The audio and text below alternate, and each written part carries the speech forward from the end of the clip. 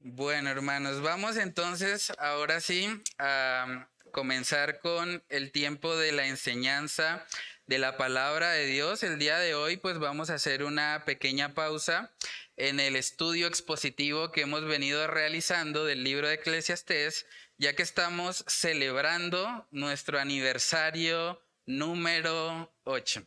No sé si todos están al tanto acerca de cómo fue el comienzo de esta iglesia, pero voy a resumir un poco cómo fue que inició esta obra. Esta obra empezó en el mes de julio del 2014 con el pastor Aaron Vance y su familia, y la iglesia quedaba ubicada antes en la carrera 27. Estábamos en un local muy pequeño. Ese local realmente se congregaban, yo creo que menos de 10 personas cuando recién inició la obra, pero es impresionante de verdad mirar hacia atrás y darnos cuenta de todo lo que el Señor ha hecho por su gracia a través de esta iglesia. Hay dos obras locales, dos obras o dos iglesias que han sido plantadas con personas que han salido de acá, de la iglesia El Faro. Hay una iglesia en Ágape, o bueno, una iglesia en Provenza que se llama Ágape, y hay otra iglesia en Café Madrid que han nacido fruto de la obra que Dios ha hecho por medio de la palabra en la vida de creyentes de esta iglesia local. Y de verdad nos gozamos al ver todo lo que el Señor ha hecho en su misericordia a través de la iglesia. Y cuando uno mira todo esto, uno mira hacia atrás y uno dice, bueno, realmente Dios ha sido muy bueno para con nosotros y tenemos que agradecer eso. Por eso hacemos también este servicio especial. Y uno también puede preguntarse, bueno, pero ¿por qué la iglesia local? ¿Por qué Dios utiliza o por qué Dios ha decidido que el medio donde Él va a glorificarse a sí mismo es a través de una iglesia? Eso es bastante curioso. O sea, ¿qué tienen de especial un grupo de personas o un grupo de creyentes reunidos en un espacio físico adorando al Señor? El Señor pudo haber pensado, no sé, en cualquier otra forma de organización, pero Él decidió que iba a ser una iglesia, que Él iba a obrar a través de pecadores redimidos por su gracia, que iban a impactar al mundo por medio de una iglesia local. Eso es lo que vamos a estar hablando justamente en la mañana de hoy. Vamos a mirar el texto base que está en Mateo capítulo 16 y que nos muestra cómo desde el principio el Señor tuvo en mente que iba a edificar una iglesia. Mateo capítulo 16, versículo 13, dice ahí la palabra: viniendo Jesús a la región de Cesarea de Filipo, preguntó a sus discípulos diciendo: ¿quién dicen los hombres que es el Hijo del Hombre? Ellos dijeron, unos Juan el Bautista, otros Elías y otros Jeremías o alguno de los profetas. Él les dijo, ¿y vosotros quién decís que soy yo? Respondiendo Simón Pedro dijo, tú eres el Cristo, el Hijo del Dios viviente. Entonces le respondió Jesús, bienaventurado eres, Simón, hijo de Jonás, porque no te lo reveló ni carne ni sangre, sino mi Padre que está en los cielos. Y yo también te digo que tú eres Pedro, y sobre esta roca edificaré mi iglesia. Y las puertas del Hades no prevalecerán contra ella. Vamos a orar. Padre, queremos pedirte, Señor, de tu dirección en esta mañana. Queremos que seas tú, a través de tu Espíritu Santo, trayendo luz a nuestras vidas. Oramos, Señor, para que tú nos ayudes a comprender por qué diseñaste un día la iglesia, por qué has decidido edificarla.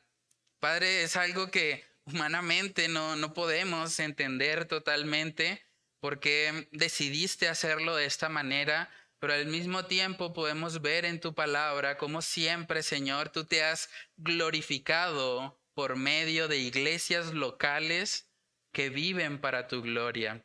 Padre, damos gracias por esta iglesia local. Damos gracias por estos 8 años, Señor, en los que tú nos has sostenido, en los que tú nos has guardado, Señor, y que además nos has permitido ver tu obra. Porque eres tú, Señor, el único que obra en medio de la iglesia local, el que añade a aquellos que han de ser salvos y el que usa y el que da los dones y habilidades para que todos podamos servirte. Padre, ayúdanos a siempre mirar la iglesia local desde la perspectiva que tú la ves, Señor, para que podamos valorar, Señor, eso que tú mismo has decidido edificar y que sabemos que es parte de lo que tú usas para formar en nosotros el carácter de Cristo Jesús. Padre, oramos para que solo tú seas exaltado en esta mañana. Te lo pedimos, Señor, en el nombre de Cristo Jesús. Amén y amén. Bueno, hermanos, Mateo capítulo 16 en el versículo 18 dice: y yo también te digo que tú eres Pedro, le está hablando el Señor Jesús al apóstol Pedro, y él le dice: y sobre esta roca, hablando de sí mismo, edificaré mi iglesia. Es interesante que cuando nosotros nos vamos al idioma original, la palabra Pedro significa piedra pequeña, mientras que la palabra roca significa piedra fundacional. Y ahí vemos la diferencia. Jesús no le estaba diciendo a Pedro que sobre él, que era la roca pequeña, iba a edificar la iglesia. Más bien lo que le está diciendo es que él mismo es la roca. Él es la piedra fundacional sobre la cual va a estar establecida la iglesia. Es algo que incluso el mismo apóstol Pedro entendió perfectamente. Si nosotros nos vamos a la carta de Primera de Pedro, podemos notar que el mismo apóstol reconoció que la piedra angular es Cristo Jesús. Primera de Pedro capítulo 2 en el versículo 6 dice: por lo cual también contiene la escritura: he aquí pongo en Sión la principal piedra del ángulo, escogida, preciosa, y el que creyere en él no será avergonzado. El Señor Jesucristo está diciendo: sobre esta roca, que soy yo mismo, he de edificar mi iglesia. Y eso también es importante resaltarlo, porque Jesús está diciendo que la iglesia es de él. Es decir, la iglesia no es del pastor. La iglesia no es de los líderes que sirven en ella. La iglesia le pertenece a Cristo Jesús. Él está diciendo: sobre esta roca edificaré mi iglesia. Le pertenecemos a Él como congregación y debemos gozarnos en esa verdad. Saben que de todas las formas de organización que el Señor pudo haber pensado, es bastante curioso que Él pensara en una iglesia. O sea, Jesús podía haber dicho: bueno, voy a hacer creyentes y los voy a enviar como llaneros solitarios o como espías para que no los atrapen, y van a impactar al mundo como a escondidas. Pero no vemos qué fue lo que Él decidió. Él dice: no, es una iglesia lo que yo voy a edificar. No es un grupo de creyentes individuales, cada uno por su cuenta, no. Quiero que estén reunidos. Y eso es lo que significa, de hecho, esa palabra. Tampoco Jesús dijo: bueno, los voy a mandar de 2 en 2. Como que para que no sean tan vistosos, para que no llamen tanto la atención, entonces de 2 en 2 van a hacer mi obra. Tampoco vemos eso. La palabra iglesia en el idioma original es eclesía. Y eclesía significa una asamblea de creyentes que están llamados afuera. Una asamblea de creyentes que están llamados afuera. Es interesante ver cómo Jesús mismo decidió que Él iba a edificar esto. O sea, la iglesia, hermanos, no es una obra humana. La iglesia es una obra de Cristo mismo. Él la está edificando. Y por eso nosotros vemos que la iglesia ha permanecido de generación en generación. Hay personas que han dicho en muchas oportunidades: no, esos cristianos se van a acabar. Eso cuando llegue el siglo XXI ya no habrá más cristianos. Pero se han topado siempre con la realidad de que la iglesia permanece. Porque la iglesia no está edificada sobre los hombres. La iglesia está edificada sobre Cristo Jesús. Es importante también aclarar que para que haya eclesía en el sentido bíblico de esa palabra, se requiere que haya una asamblea, que haya una congregación de hermanos. Y eso es importante mencionarlo porque sobre todo ahorita que pasó todo este tema de la pandemia, muchas personas empezaron a decir, no, pues yo soy la iglesia. Si yo soy la iglesia, pues yo no tengo que ir a un lugar, yo soy la iglesia desde mi casa. Y como que muchos usaron eso para justificar el hecho de no congregarse. Pero a la luz de la palabra de Dios, nosotros podemos ver que no es así. O sea, para que haya iglesia, debe haber reunión de creyentes. Una persona sola en su casa viendo una transmisión no está haciendo iglesia. Esa persona puede estar escuchando un mensaje, pero realmente no está siendo congregado como iglesia. Por ejemplo, 1 Corintios capítulo 11, en el versículo 18, ahí vemos que el apóstol Pablo habla de reunirse como iglesia. 1 Corintios 11, 18 dice, pues en primer lugar, cuando os reunís como iglesia, oigo que hay entre vosotros divisiones y en parte lo creo.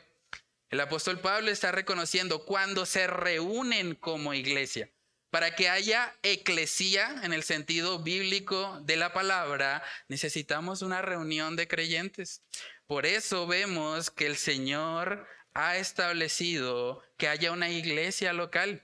Es cierto que la iglesia local no son las paredes, no es el espacio físico en el que estamos, pero la iglesia local solamente se puede congregar cuando estamos reunidos, cuando tenemos comunión unos con otros. De hecho, como les mencionaba, esta iglesia antes congregaba en la carrera 27. Estábamos en un espacio diferente, pero éramos la iglesia. No dependemos de un espacio físico, pero cuando nos reunimos en un mismo lugar, nos reunimos como iglesia.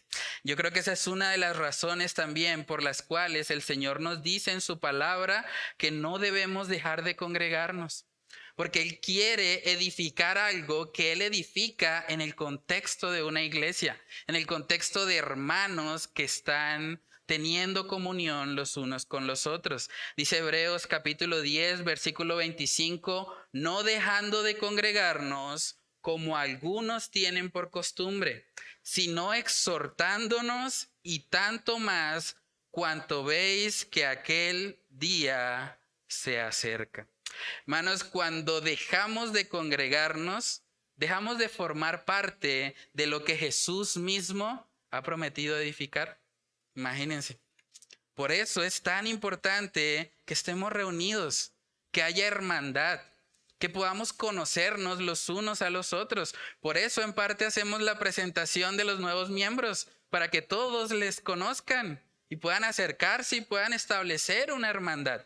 Necesitamos eso en una iglesia. Necesitamos que todos podamos estar unánimes sirviendo al Señor. Es lo que Dios quiere para su iglesia. De hecho, si nos vamos al libro de Hechos, cuando comenzó como tal la iglesia primitiva, podemos ver que parte de lo que estos hombres hacían era estar unidos casi que todo el tiempo.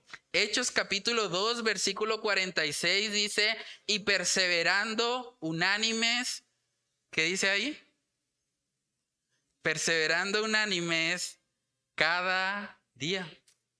Ni siquiera cada domingo o cada miércoles. Dice cada día en el templo y partiendo el pan en las casas, comían juntos, vemos unidad ahí, con alegría y sencillez de corazón, alabando a Dios y teniendo favor con todo el pueblo.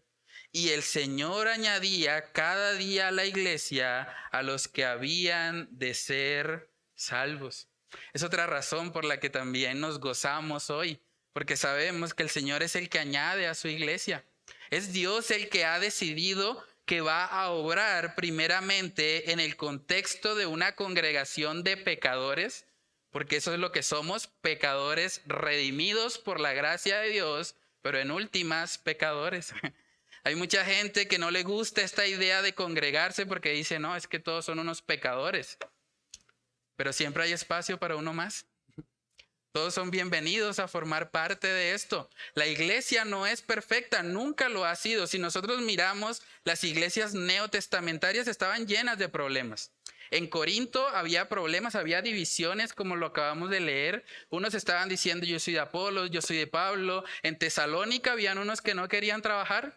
Y el apóstol Pablo tiene que decirles, oiga, pero el que no quiere trabajar, que no coma entonces.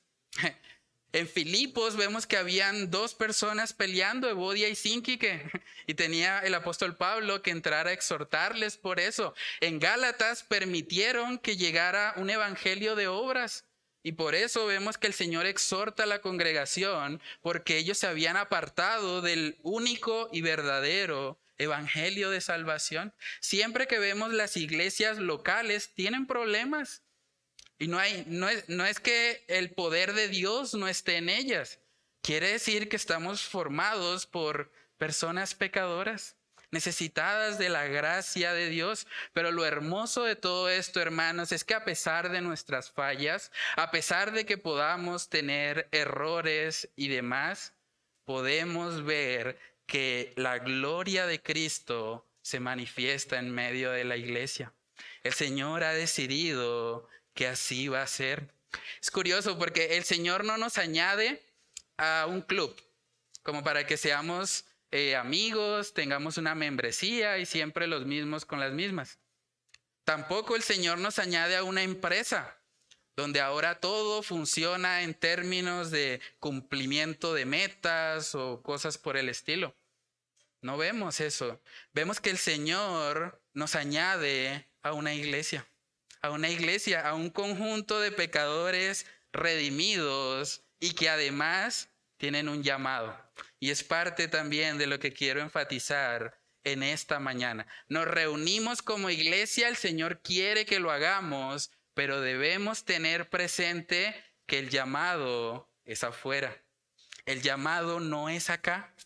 El llamado que Dios nos hace está en salir, en llevar el mensaje del evangelio a este mundo que lo necesita. Es una de las razones por las cuales nos llamamos el faro. Somos el faro porque ¿qué hace un faro? Un faro lleva la luz, ¿cierto? En medio de la oscuridad, de las tinieblas que pueden haber en un mar, vemos que un faro se enciende y da una luz que permite guiar a los barcos. De la misma manera, lo que nosotros queremos como iglesia es llevar la luz de Cristo al mundo. Que ellos puedan ver al Salvador. Hermanos, aunque nos reunimos regularmente como iglesia, debemos tener claro que nuestro llamado está allá afuera. Es una de las razones también por las cuales salimos mes a mes. Todos los meses estamos yendo a diferentes lugares. Hemos ido a Café Madrid, Girardot, El Mutis, aquí mismo en San Alonso. Hemos ido al Parque de los Niños. Vamos y visitamos a los abuelitos. Tenemos que tener claro que el llamado es afuera. Venimos acá y hasta cierto punto nos preparamos, aprendemos para que luego podamos salir y mostrarle al mundo dónde pueden encontrar el pan de vida que es Cristo Jesús. En Mateo capítulo 5 vemos que se describe lo que es la función de los cristianos en una sociedad. Mateo capítulo 5 en el versículo 13 dice ahí lo siguiente: vosotros sois la sal de la tierra, pero si la sal se desvaneciere, ¿con qué será salada? No sirve más para nada, sino para ser echada fuera y hollada por los hombres. Vosotros sois la luz del mundo. Una ciudad asentada sobre un monte no se puede esconder, ni se enciende una luz y se pone debajo de un almud, sino sobre el candelero, y alumbra a todos los que están en casa. Así alumbre vuestra luz delante de los hombres, para que vean vuestras buenas obras y glorifiquen a vuestro Padre que está en los cielos.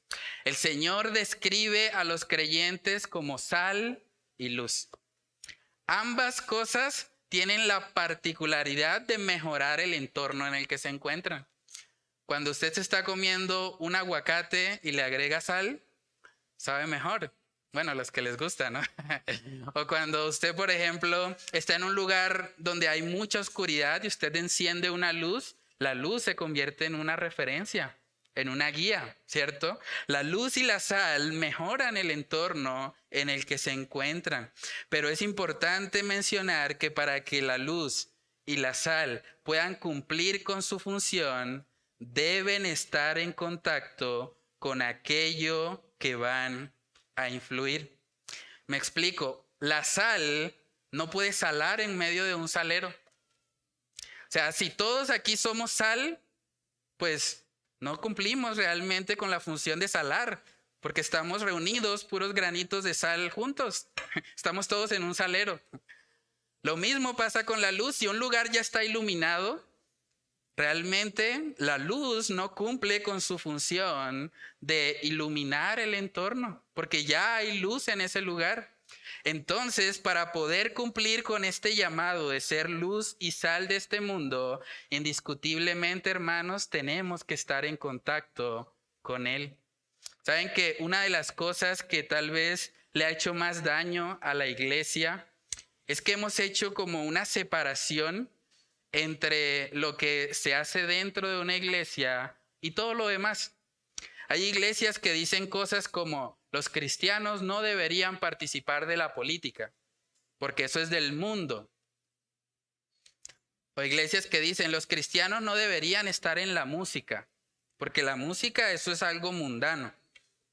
O los cristianos no deberían hacer teatro, porque el teatro eso es mundano, eso no debería un cristiano estar ahí.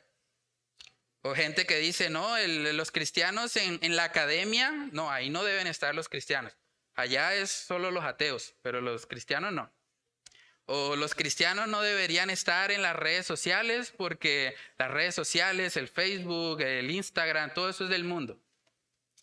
Pero hermanos, el texto que acabamos de leer dice que somos la luz del mundo. ¿Cómo voy a ser la luz del mundo si no tengo contacto con el mundo? No dice que somos la luz de Marte, no dice que somos la luz de Neptuno, de Saturno, somos la luz del mundo. Hay que estar ahí. Debemos, para poder cumplir con nuestra función acá en la tierra, estar en contacto con las personas del mundo. Eso no es un pecado. De hecho, eso es un mandato.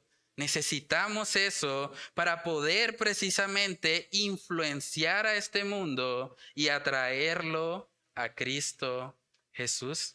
En Mateo capítulo 28, el mandamiento de la gran comisión, vemos que el Señor nos pide ir. Mateo capítulo 28, versículo 18, dice ahí la palabra, y Jesús se acercó y les habló diciendo, toda potestad me es dada en el cielo y en la tierra. Por tanto, id y haced discípulos a todas las naciones, bautizándolos en el nombre del Padre y del Hijo y del Espíritu Santo. El mandato es ir, no esperar a que ellos vengan. Nosotros vamos a ellos. Este mundo necesita ver eso. Yo creo que una de las razones también por las cuales vemos que moralmente la sociedad está cada vez peor, cada vez más corrupta, es porque los cristianos hemos descuidado este llamado. Es una de las razones. Saben que en el contexto que Jesús escribe esto, la sal era utilizada principalmente para preservar los alimentos, entre ellos la carne. Como ellos en ese contexto no tenían refrigeración, si nosotros dejamos una carne sin refrigerar, indiscutiblemente con el paso del tiempo se va a podrir, ¿cierto? Saben que vivimos en una sociedad que hasta cierto punto está podrida moralmente. Y la razón de eso es que los cristianos muchas veces nos estamos escondiendo en la iglesia. Tenemos miedo de salir y ser luz. Pensamos que servir al Señor solo se hace en la iglesia. Pero eso no es lo que significa eclesía. Eclesía es una asamblea, pero que está llamada afuera. El llamado no es, aunque es bueno obviamente estar en la iglesia, servir en audiovisuales, en la alabanza, en la predicación, todo lo que hacemos en la iglesia local debemos hacerlo también para la gloria de Dios. Pero debemos tener claro, hermanos, que nuestro llamado es ir y alcanzar al mundo con el evangelio. Para eso se requiere vivir una vida completamente diferente. Si la sal no cumple con su función, dice el texto, no sirve para nada, solamente para ser hollada y pisoteada por los hombres. Por eso la función de la iglesia debe estar clara. Debemos alcanzar al mundo con el mensaje del evangelio. Las consecuencias de pensar que solo se sirve a Dios dentro de la congregación han sido nefastas. La política está llena de personas sin temor de Dios. El entretenimiento, toda la industria cinematográfica está llena de personas sin temor de Dios. Y las consecuencias las está viviendo toda la sociedad, porque es la degradación que sucede cuando la sal no está cumpliendo con su función. Hermanos, debemos pedirle al Señor que Él nos dé de la gracia para nosotros poder ir sin temor, llenos del Espíritu Santo, para que nosotros podamos estar en el mundo sin ser del mundo, porque es el llamado principal que Dios nos hace. Y yo digo esto no para condenar a nadie, sino más bien para que reflexionemos en esta realidad. La iglesia o los cristianos en general tenemos la responsabilidad de mejorar el entorno en el que estamos. Nosotros somos llamados por el Señor a eso. Ahora, hay dos extremos en los que las iglesias han caído y que desafortunadamente, pues eso es lo que ha hecho que haya mucho daño hoy en día a nivel moral. Y el primer extremo tiene que ver con iglesias que quieren ser igual al mundo. Hay iglesias que todo lo que hacen es para parecerse al mundo. Incluso toman pasajes como el de Primera de Corintios, voy a leerlo, Primera de Corintios capítulo 9, en el versículo 20, donde el apóstol Pablo dice: me he hecho a los judíos como judío para ganar a los judíos, a los que están sujetos a la ley, aunque yo no esté sujeto a la ley, como sujeto a la ley para ganar a los que están sujetos a la ley. Parece un trabalenguas. A los que están sin ley, como si yo estuviera sin ley, no estando yo sin ley de Dios, sino bajo la ley de Cristo, para ganar a los que están sin ley. Mucha gente ha tomado ese pasaje y ha dicho, ahí está, para ganar al mundo, pues hay que hacernos como el mundo. ¿Cuál es el problema? Que si usted lee el contexto de 1 Corintios 9, se va a dar cuenta que el apóstol Pablo no está hablando de una iglesia en particular, está hablando de él como persona. Y también el tema que él está tratando no es la influencia de la iglesia sobre el mundo. Él está hablando de la libertad cristiana. Y él está diciendo, bueno, si yo personalmente voy a ser piedra de tropiezo para un hermano, para alguien conocido, para mi prójimo, pues prefiero abstenerme, por ejemplo, de comer lo sacrificado a los ídolos. Yo sé que eso no es pecado, pero puedo limitar esa libertad por amor a ese hermano débil en la fe. Es el tema que el apóstol Pablo está tratando. Entonces, si leemos el capítulo completo, la enseñanza no es esa. De hecho, si miramos el ejemplo neotestamentario en el libro de Hechos, ellos no procuraron hacerse igual al Imperio Romano. Ellos funcionaban de forma totalmente diferente. Y es que la sal, para que pueda hacer su función, debe ser diferente. Si no, no tiene ningún sentido, no es útil. Lo mismo pasa con la luz. Si la luz es exactamente igual a las tinieblas, pues no hay ningún efecto de iluminación. Entonces es muy importante que entendamos que nosotros no estamos llamados a ser igual al mundo. Cuando Jesús dice que seamos luz y sal, quiere decir que seamos diferentes en medio del mundo, porque cuando el mundo vea esa diferencia, va a reconocer, estas personas tienen algo especial. De hecho, el contexto de cuando Jesús dice eso de que Nosotros los creyentes somos luz y sal de este mundo. El contexto habla de las bienaventuranzas. Las bienaventuranzas son, cuando vivimos conforme a ellas, son el medio que Dios utiliza para que brillemos. Dice la primera bienaventuranza en Mateo 5:3, bienaventurados los pobres en espíritu, porque de ellos es el reino de los cielos.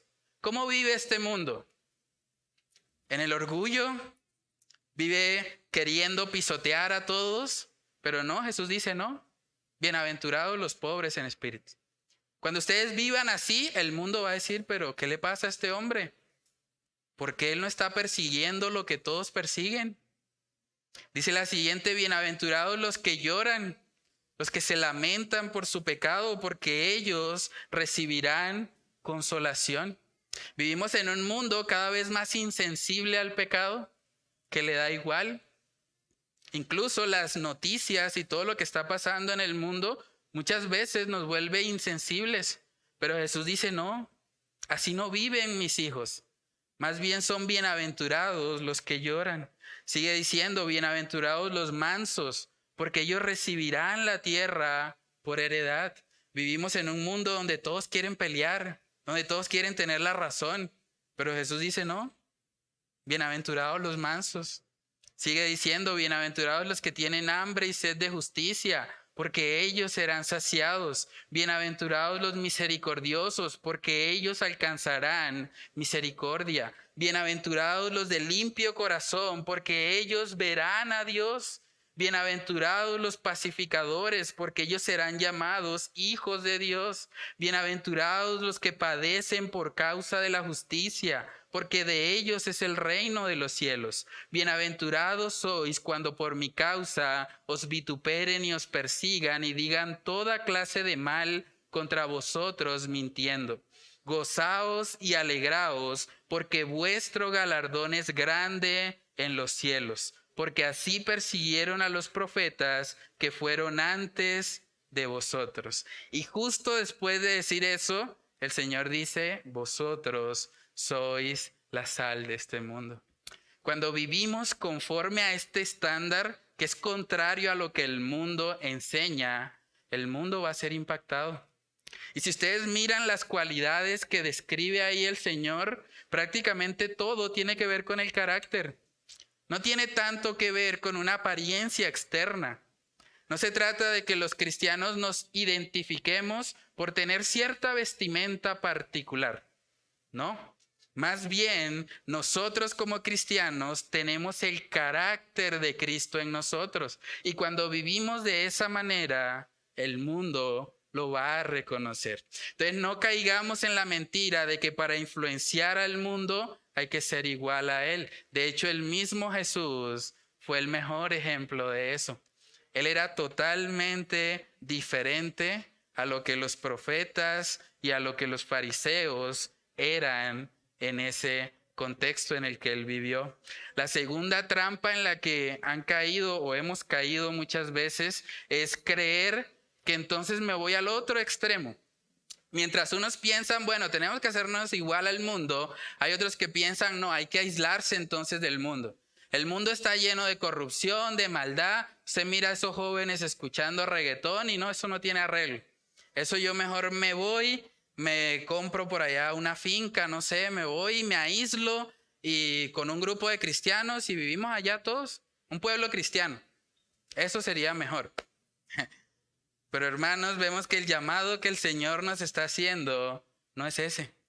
El llamado es que estemos ahí, porque en medio de esa vida que nosotros llevamos contraria a los patrones de este mundo, la sociedad en general va a ser redarguida. Hay personas que se van a preguntar, pero ¿por qué usted no está tomando todos los fines de semana? Si eso es lo que hacen los jóvenes. ¿O usted por qué no está de pronto siéndole infiel a su esposa? Porque eso es todo lo que los hombres hacen hoy en día. No, aquí vemos, hermanos, que el Señor también nos dice que no debemos aislarnos. Debemos estar en el mundo precisamente para poder influirlo con la verdad del Evangelio. Hay un texto que se ha utilizado también muchas veces para tratar de justificar el aislamiento o el monasticismo, que es creer que debemos apartarnos totalmente de todo. El texto está en 2 Corintios capítulo 6.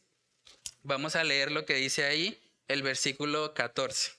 2 Corintios 6:14 dice: no os unáis en yugo desigual con los incrédulos. ¿Qué compañerismo tiene la justicia con la injusticia? ¿Y qué comunión la luz con las tinieblas?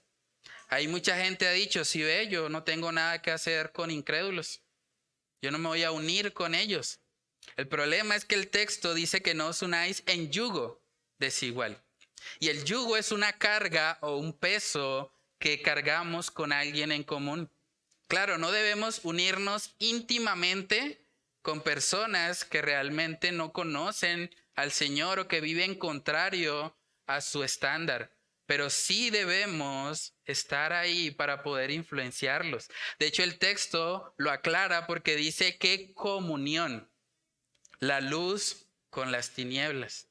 Lo que él nos está diciendo aquí, el apóstol Pablo, es que nosotros no debemos tener una relación íntima con una persona que no conoce a Dios, porque esa persona va a poder influenciarnos negativamente. En 1 Corintios capítulo 5 también vemos que el mismo apóstol Pablo reconoce que como cristianos es imposible que nos apartemos totalmente del mundo. 1 Corintios 5, versículo 9 dice: os he escrito por carta que no os juntéis con los fornicarios. Pero miren lo que dice: no absolutamente con los fornicarios de este mundo, o con los avaros, o con los ladrones, o con los idólatras, pues en tal caso os sería necesario salir del mundo.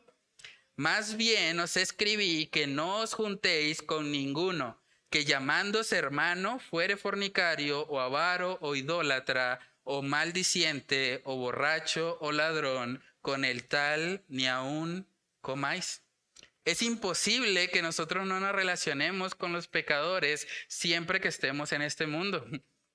O sea, es importante que nosotros entendamos que sí va a haber esa relación, pero que debe ser una relación limitada y en la que nosotros buscamos ganar a la otra persona por medio del Evangelio. En Juan capítulo 17 nosotros encontramos el equilibrio perfecto para esto, y lo dio precisamente nuestro Señor Jesucristo. Jesús dice ahí en Juan 17, vamos a verlo, en el verso 14, Él dijo: yo les he dado tu palabra, y el mundo los aborreció, está hablando de los creyentes, porque no son del mundo, como tampoco yo soy del mundo. No ruego que los quites del mundo, sino que los guardes del mal. No son del mundo, como tampoco yo soy del mundo. Santifícalos en tu verdad, tu palabra es verdad. Como tú me enviaste al mundo, así yo los he enviado al mundo. Noticias, hermanos, hemos sido enviados al mundo. El Señor quiere que nosotros vayamos y que en el mundo no seamos del mundo. Así como Jesús no fue del mundo y fue enviado al mundo. Dios quiere que nosotros le imitemos en eso. Entonces hemos visto hasta aquí que la iglesia es idea de Dios. Jesús mismo prometió que Él la edificaría. La iglesia le pertenece solo a Él. Él dice que va a edificar su iglesia. La iglesia también tiene un llamado a congregarse regularmente, pero al mismo tiempo tiene un llamado a ser consciente de que debe ser luz y sal allá afuera.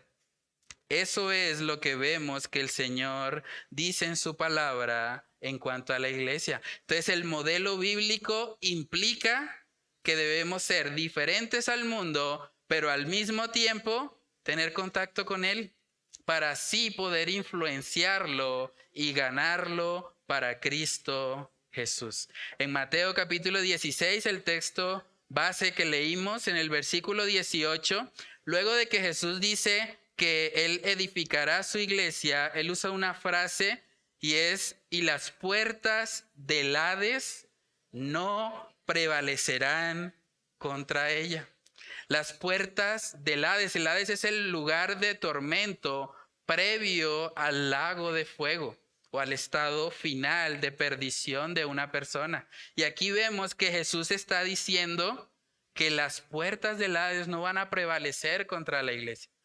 Ahora, aquí hay algo interesante que resaltar. Las puertas son un instrumento de ataque o de defensa. ¿Para qué me sirve una puerta? La cierro, ¿cierto? Quedó adentro y pues eso me da cierta protección. Cuando estamos en la casa, cerramos la puerta para sentirnos protegidos, ¿cierto? Entonces, aquí vemos, hermanos, que si las puertas del Hades no prevalecen contra la iglesia, es porque la iglesia está atacando. O sea, la iglesia no se está defendiendo. Hay personas que piensan, bueno, pero es que la iglesia tiene que soportar y aguantar y no, nosotros tenemos que estar todo el tiempo como nosotros, los mismos con las mismas, aguantando hasta que venga Cristo por nosotros. Pero aquí vemos que más bien la iglesia tiene un papel activo. O sea, la iglesia ataca, por así decirlo, a el Hades. Y las puertas del Hades no prevalecen contra la iglesia.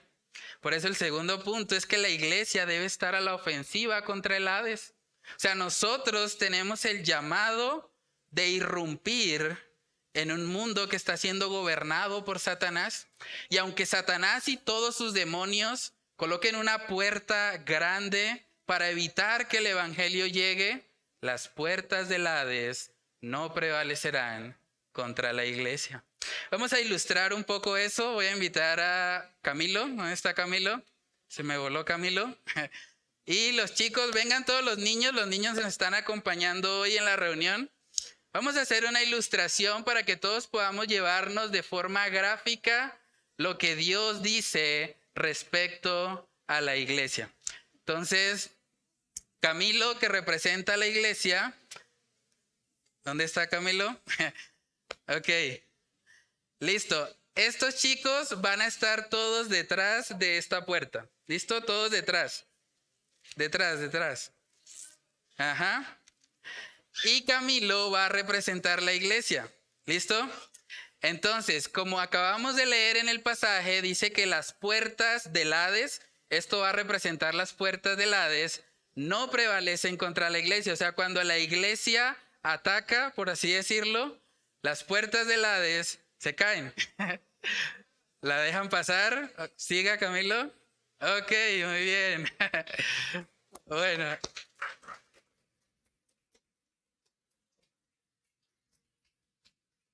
Listo, esa es la ilustración. Nosotros vemos en la palabra de Dios que este mundo está siendo gobernado por Satanás. Hebreos capítulo 2, vamos ahí. Hebreos capítulo 2. En el versículo 14, miren lo que dice. Hebreos 2:14. Así que por cuanto los hijos participaron de carne y sangre, él también participó de lo mismo para destruir por medio de la muerte. Y miren cómo describe el autor de Hebreos esto. Al que tenía el imperio de la muerte. Esto es al diablo. Y librar a todos los que por el temor de la muerte estaban durante toda la vida sujetos a servidumbres. Podemos decir hasta cierto punto que Satanás tiene un imperio de la muerte. Todos aquellos que están siendo engañados por él están yendo rumbo a una muerte eterna.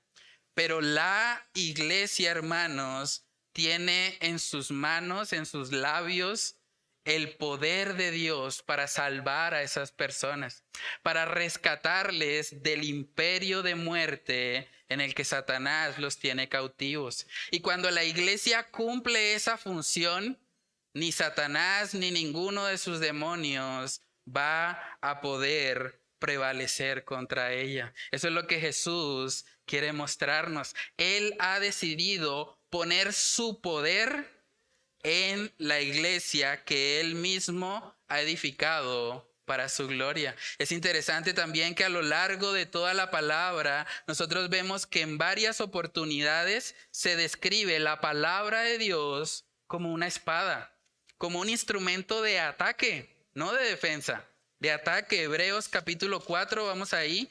Hebreos capítulo 4 en el versículo 12 dice ahí la palabra, porque la palabra de Dios es viva y eficaz y más cortante que toda espada de dos filos, y penetra hasta partir el alma y el espíritu, las coyunturas y los tuétanos, y discierne los pensamientos y las intenciones del corazón.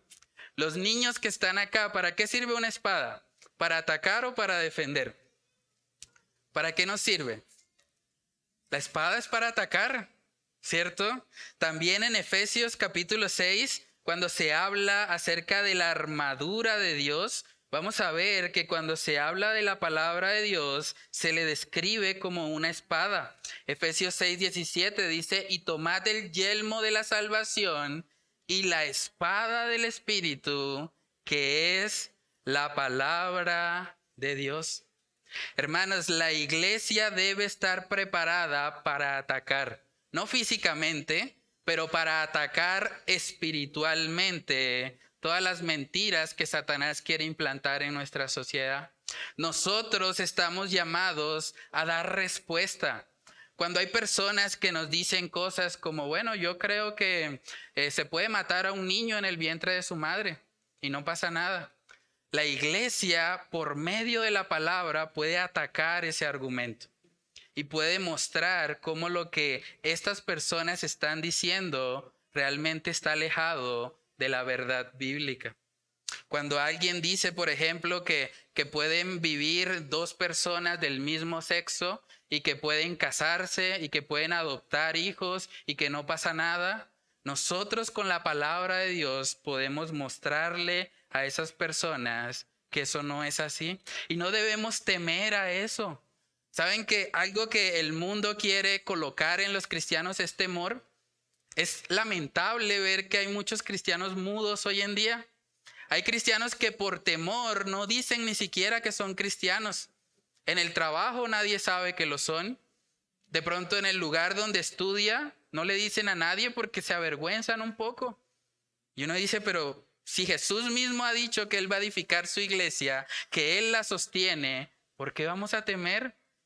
Jesús mismo está diciendo, toda potestad me es dada en los cielos y en la tierra. Por tanto, id, vayan porque yo estoy con ustedes todos los días hasta el fin del mundo. Entonces, hermanos, no tenemos nada que temer.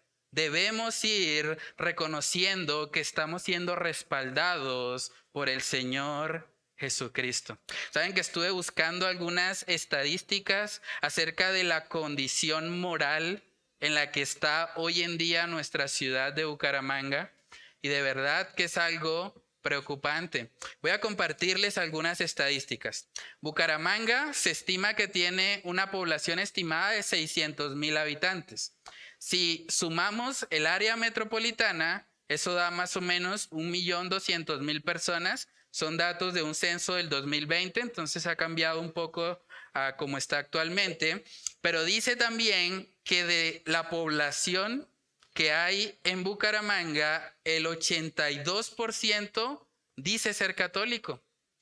Y solamente hay un 15% de la población que se identifica como cristiana. Ahora, tristemente, de ese 15%, pues también forman parte iglesias que no predican el verdadero evangelio. Entonces, esas iglesias realmente no están siendo luz y sal de este mundo. Están antes aportando a que crezca más la corrupción que vemos en nuestra sociedad. Entonces, hermanos, la tarea que tenemos sigue siendo mucha. ¿Saben que la edad de inicio de consumo de drogas en Bucaramanga es de 7 años? O sea, los niños de Bucaramanga a los 7 años prueban la droga por primera vez. Y uno se pregunta, ¿pero por qué? Y el gobierno tiene programas sociales para enseñarles a los niños acerca de la prevención del consumo de drogas. ¿Saben que ningún programa social ha funcionado? Por lo menos hasta el momento. Eso nos muestra que la solución no está en cambiar las políticas externas. La solución real está en el Evangelio. Aquí en Bucaramanga, cada año se presentan 600 embarazos adolescentes. Cada año. Eso quiere decir casi 2 niños por día. Y está pasando en nuestra propia ciudad. ¿Y qué hace el gobierno? Dice, vamos a darles clases de educación sexual en los colegios. ¿Y las clases han dado fruto? No. No se trata de educación sexual. Se trata de algo que nos cambie genuinamente de adentro hacia afuera. Porque los cambios externos son pasajeros y realmente no son verdaderos cambios. También, según las cifras de la Policía Nacional, miren esto, en Bucaramanga cada año ocurren 630 delitos realizados por menores de edad.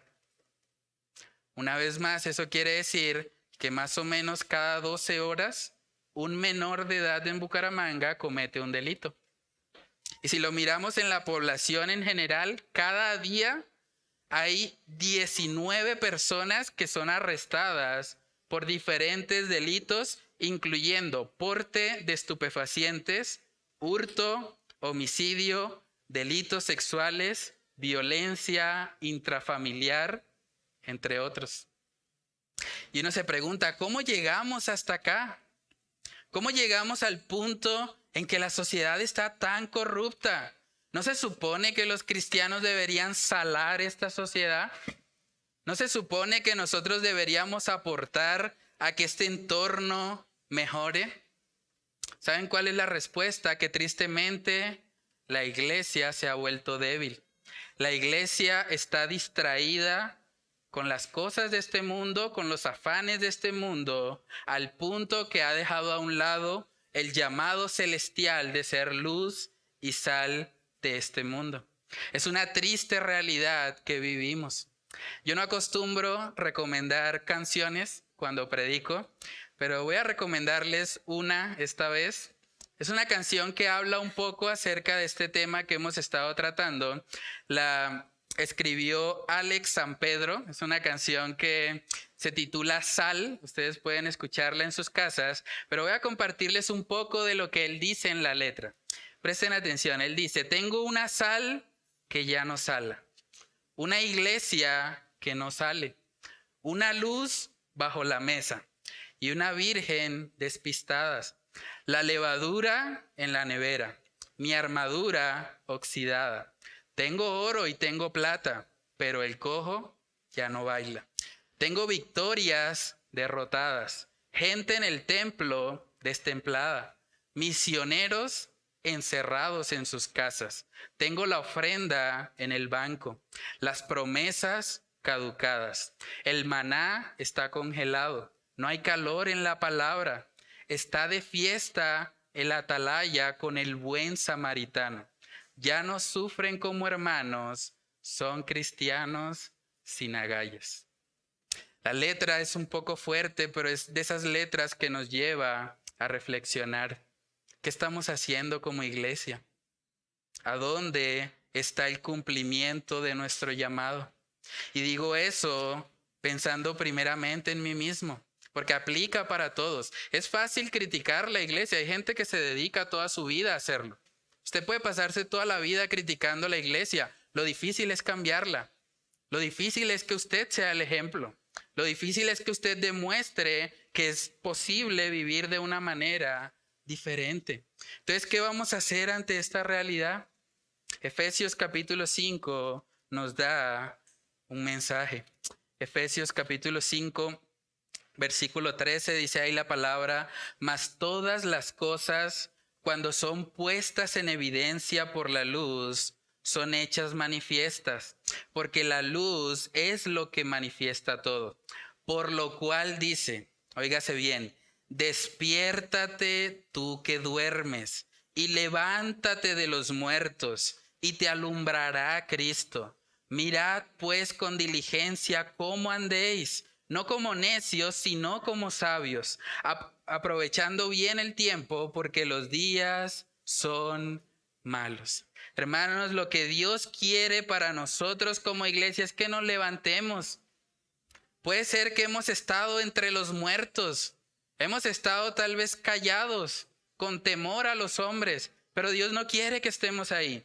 Dios quiere que nos levantemos de los muertos para que Cristo nos alumbre. Pensemos por un momento en esto. Si solamente con 11 hombres que Jesús encomendó cuando partió de este mundo, con 11 hombres llenos del Espíritu Santo, dice la palabra que Dios trastornó el mundo entero.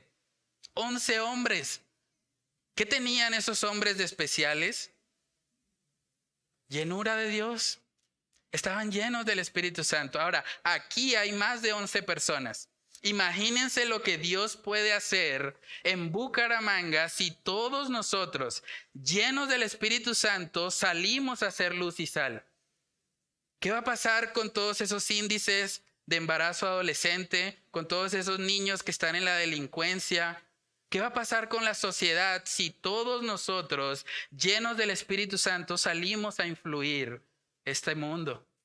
Hermanos, es en nosotros donde debería estar el peso de la carga, porque es a nosotros a quien el Señor nos ha pedido hacerlo. El mundo está viviendo según sus patrones, está viviendo sin conocer a Dios, pero la iglesia tiene un llamado, el llamado de ir y alcanzar a este mundo con el mensaje de salvación. Saben que en el libro de Hechos capítulo 1, Jesús, una de las cosas que dijo fue que cuando el Espíritu Santo llegara, íbamos a recibir poder. Hechos capítulo 1 en el versículo 8 dice lo siguiente: pero recibiréis poder cuando haya venido sobre vosotros el Espíritu Santo, y me seréis testigos en Jerusalén, en toda Judea, en Samaria y hasta lo último de la tierra. Les tengo noticias, hermanos. Si usted es un creyente, ya el Espíritu Santo mora en usted. Es decir, usted ya tiene este poder. El mismo poder que llevó a 11 hombres a trastornar el mundo conocido, a llevar el mensaje del evangelio a Europa, a América, a todo, prácticamente todos los continentes. Ese mismo poder está hoy en usted. Usted lo tiene adentro. Por eso Pablo le decía a Timoteo: aviva el fuego del don que hay en ti. Por supuesto que podemos alcanzar a todo Bucaramanga con el evangelio. Yo creo eso. Es posible en la medida en que nos llenemos del Señor, en que Él sea el que nos esté gobernando. Es más, yo quiero retarles. ¿Qué tal si tú te comprometes, no conmigo, sino con el Señor? ¿Qué tal si tú te comprometes, por ejemplo, a asistir a todas las misiones urbanas? Nosotros salimos una vez al mes a diferentes lugares de Bucaramanga y vamos para cumplir con esta función de ser luz y sal de este mundo. ¿Qué tal si tú dices: bueno, yo me voy a comprometer, de aquí en adelante voy a ir a todas las misiones urbanas? Lo voy a hacer no para que me vean, no para que me aplaudan, lo voy a hacer para el Señor, entendiendo lo que Dios pide de mí como creyente. ¿O qué tal también si, por ejemplo, te comprometes a predicarle a una sola persona por semana? Una sola persona por semana. Si cada uno de nosotros hace eso, en el próximo aniversario le habremos predicado a 52 personas. Ahora, ¿cuántas personas hay aquí? Multiplíquenlo por 52. No quiere decir que los vamos a hacer salvos, porque la salvación es del Señor. Dios es el único que puede abrir sus ojos y puede traerlos en arrepentimiento y fe. Pero nosotros tenemos la tarea de predicarles. ¿Qué tal si te comprometes a eso? Si le predicas a una persona por semana de aquí en adelante, habrán sido 52 para el próximo aniversario. Y qué bueno que se pueda testificar, si Dios así lo permite. En un año yo cumplí el reto, y tal vez hay personas aquí en la iglesia por eso, porque me comprometí a seguir mi llamado de ser luz y sal de este mundo.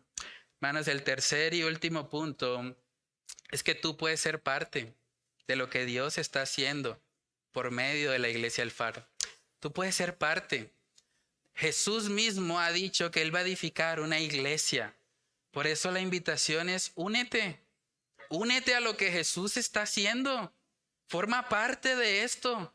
En Juan capítulo 8, ese es un texto también que nos identifica mucho como iglesia. En Juan capítulo 8, en el versículo 12, dice la palabra: otra vez Jesús les habló diciendo: yo soy la luz del mundo. El que me sigue no andará en tinieblas, sino que tendrá la luz de la vida. Es decir, no somos luz porque tengamos luz propia. Somos luz porque Cristo, que ahora habita en nosotros, Él es la luz del mundo y Él refleja esa luz por medio de nuestras vidas. Es lo que el apóstol Pablo también decía en el libro de Gálatas, Gálatas capítulo 2, cuando él decía en el versículo 20: con Cristo estoy juntamente crucificado, y ya no vivo yo, mas vive Cristo en mí. Y lo que ahora vivo en la carne, lo vivo en la fe del Hijo de Dios, el cual me amó y se entregó a sí mismo por mí. Déjame preguntarte, ¿tienes tu fe en el Hijo de Dios? ¿Crees en aquel que te amó y se entregó a sí mismo por ti, como dice el pasaje? ¿Tienes una relación con Él? Es imposible hacer la obra de Dios si primeramente no estamos con el Dios de la obra. Primeramente tenemos que llenarnos de Él para que sea Él el que brille y no nosotros. El Señor no nos ha llamado a ser estrellas en la iglesia. Él nos ha llamado a ser luz de este mundo. En Efesios capítulo 1, versículo 13, Efesios capítulo 1, versículo 13, dice ahí la palabra del Señor. Dice: en Él también vosotros, hablando de nuestro Señor Jesucristo, habiendo oído la palabra de verdad, el evangelio de vuestra salvación, y habiendo creído en Él, fuisteis sellados con el Espíritu Santo de la promesa. El primer paso es creer. ¿Tú has creído en Cristo como tu Salvador? ¿Has sido sellado con el Espíritu Santo de la promesa? Porque ese Espíritu Santo es el que te va a ayudar a poder ser luz y sal de este mundo. Una vez que Dios hace esa obra de transformación en nuestras vidas, ahora ya no vivimos para nosotros. Ya no vivimos para los rudimentos de este mundo. Es curioso porque hoy en día muchos jóvenes dicen: yo soy rebelde, yo no me amoldo a los estándares tradicionales, yo vivo como alguien diferente. Pero saben que si vamos a hablar de rebeldía, la mayoría de los jóvenes están viviendo de forma igual, están siendo arrastrados por las corrientes de este mundo. Si usted es un joven y me está escuchando hoy, si usted quiere ser verdaderamente rebelde, busque a Dios. El mundo no lo está haciendo. Busca a Dios, aun si ninguno de tus amigos lo hace. Busca a Dios. Eso va a impactar mucho más a la sociedad que tú vivas igual que ellos. ¿O tú quieres ser rebelde? Guárdate sexualmente hasta el matrimonio. Dios pide eso para los jóvenes. Guárdate. Este mundo está viviendo en promiscuidad, está viviendo una vida de desenfreno sexual. Toma la decisión de ser rebelde y guárdate hasta ese día. Eso es lo que Dios pide. ¿Quieres ser rebelde? Encuentra tu gozo en Dios, no en las drogas, no en el sexo, no en el cigarrillo, no en el alcohol. Encuentra tu gozo en Dios. Eso realmente es rebeldía. Eso es ir en contra de los rudimentos de este mundo. ¿Quieres ser un rebelde? Vive para lo eterno y no para lo que es pasajero y temporal. Todo el mundo está corriendo detrás del dinero, detrás de lo material. No, vive para las cosas espirituales y verás que el mundo va a ver en ti una diferencia.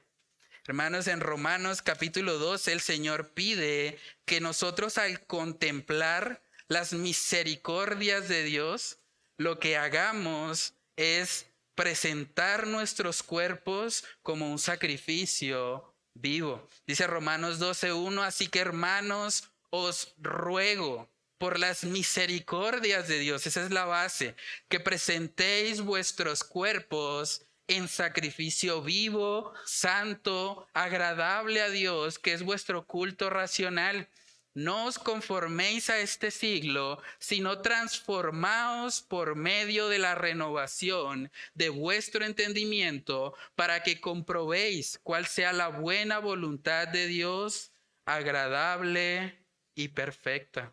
El contemplar las misericordias de Dios debería producir en nosotros una vida de sacrificio. Y no es una vida de sacrificio lamentándose, no, es una vida de sacrificio con gozo, viviendo una vida santa, agradable a Dios, experimentando el fruto del Espíritu Santo, lo que hablamos hace 8 días. Solamente en Dios podemos encontrar el verdadero gozo. Pero para poder vivir así hay que estar contemplando continuamente las misericordias de Dios.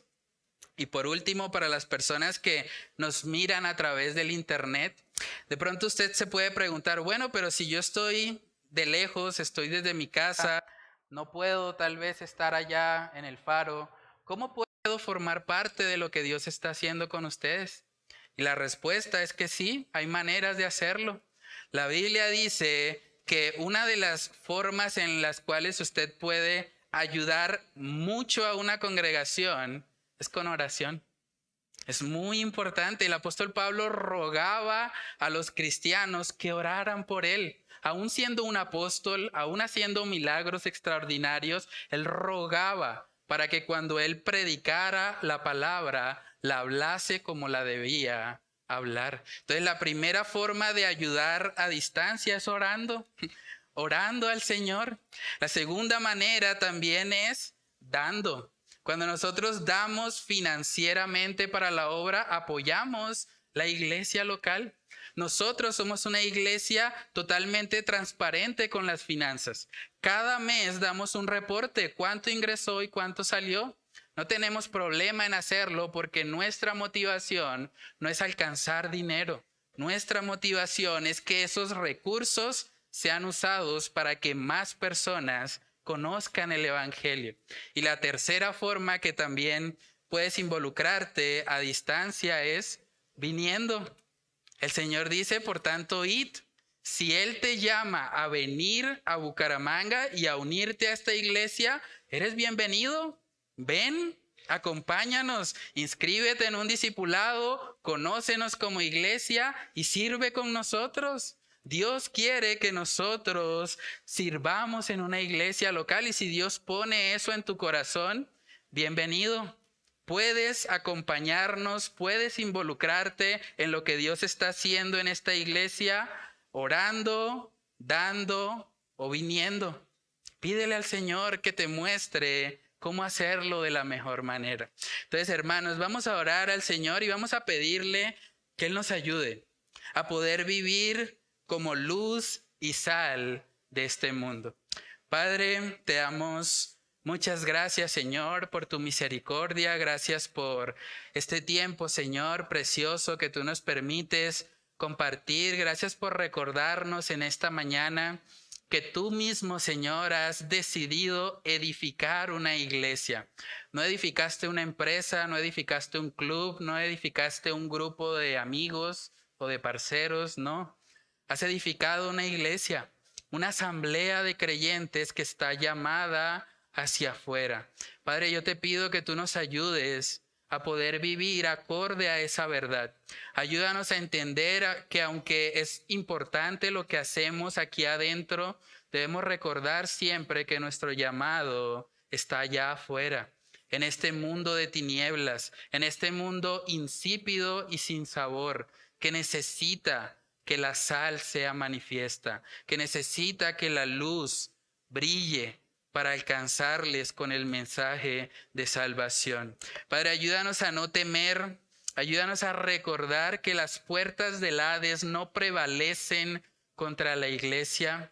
Ayúdanos a recordar que si tú nos has dejado en este mundo es porque quieres, Señor, que nosotros seamos los instrumentos en tus manos para alcanzar a este mundo que tanto lo necesita. Padre, concédenos una generación de creyentes apasionados por ti, una generación de creyentes que pueda impactar a Bucaramanga con el Evangelio, que pueda trastornar la ciudad entera y que le muestre al mundo que vivimos para ti, que tú eres nuestra principal motivación y que cada cosa que hacemos, la hacemos para tu gloria. Padre, que seas tú en tu gracia y en tu misericordia ayudándonos a poder aplicar este mensaje. Te lo pedimos, Señor, en el nombre de Cristo Jesús. Amén y amén.